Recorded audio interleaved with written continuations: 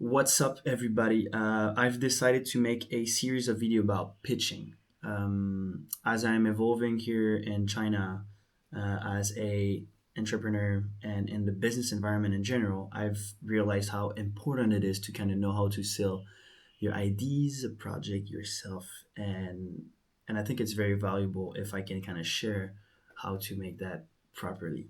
So first, let's try to define what a pitch really is about. No matter who you are, no matter what's your job, no matter what's your age, you always have to sell something. Always.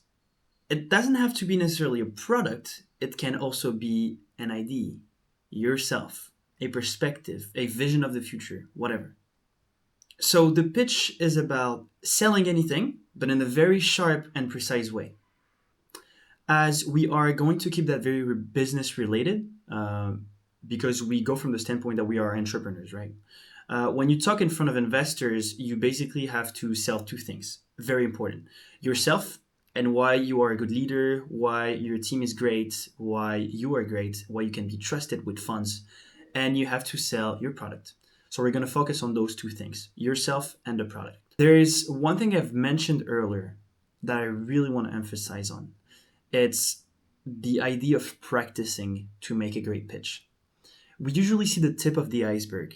So at the top, we see those extremely influential people who are either successful entrepreneurs, people who are making TEDx talks, people who are good flirts. And the truth is, they weren't born like this. They build themselves into great pitchers. So this is something you really have to wrap your hand around. Is you're gonna have to practice, rehearse, fail, adjust, and repeat, and you're gonna have to do that same buckle hundreds of times because this is the only way for you to succeed as a good pitcher. So as you're going through that journey about learning how to make a great pitch, you have to keep a few things in mind. And there are 4 points that are very interesting. The first one is about detaching yourself from your ideas. So let's just imagine you have a bunch of ideas around your head. You kind of have to put a distance between them and you. The reasons for that is when you pitch something new, people won't react like it's the idea of the century in most cases. They'll question it, they'll point out the gaps. This is nothing personal, and if you're too attached to your ideas, you'll just stop listening. And this brings us to our second point. It is about treating criticism as data. A tough question is not an attack. On the other side, it's a very good direction. It usually means that there's a lack of clarity in your pitch or in your product, and you can use it to either refine your product, your pitch, or even both, right? The third point is kind of a limit to those two first points I just made. It's about trusting your intuition. If a feedback doesn't feel clear and justified, or it just doesn't feel right, it's always very good to ask for a second opinion to somebody else. So trust your intuition. And the fourth point I want to make is about knowing your audience. Your friend, your grandmother, or a VC investor won't understand the same thing.